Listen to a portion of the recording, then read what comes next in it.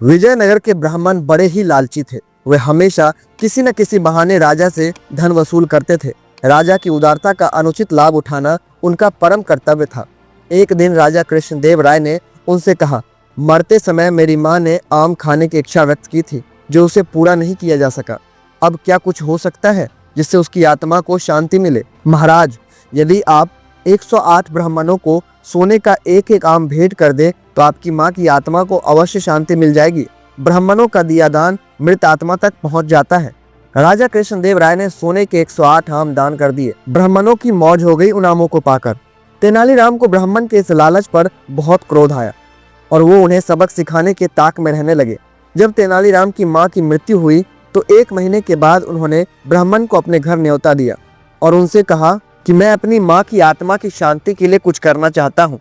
खाने पीने और बढ़िया माल पाने के लोभ से 108 ब्राह्मण तेनालीराम के घर जमा हुए। जब सब आसनों पर बैठ गए तो तेनालीराम ने दरवाजे बंद कर लिए और अपने नौकरों से कहा, जाओ लोहे की गरम गरम सलाखें लेकर आओ और इन ब्राह्मणों के शरीर पर दागो। ब्राह्मण ने सुना तो उनमें चीख पुकार मच गई। सब उठकर दरवाजे की ओर भागने लगे, लेकिन नौकरों ने उन्हें पकड़ लिया और एक एक बार सभी को गरम सलाखें दागी गई। जब बात राजा तक पहुंची तो वो स्वयं आए और ब्राह्मणों को बचाया।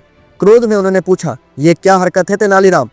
तेनालीराम ने उत्तर दिया, महाराज, मेरी माँ को जोड़ों की दर्द की बीमारी थी। मरते समय उनको बहुत तेज दर्द था और उन्होंने अंतिम समय में ये इच्छा प्रकट की थी कि दर्द के स्थान पर लोहे के गरम सलाखें दागी जाए ताकि वो दर्द से मुक्ति पाकर चैन से प्राण त्याग सके। उस समय उनकी इच्छा पूरी नहीं की जा सकी, इसीलिए ब्राह्मण को सलाखें दागनी पड़ी। महाराज सारी बातें एक क्षण में समझ गए और ठहाके लगाकर हंसने लगे।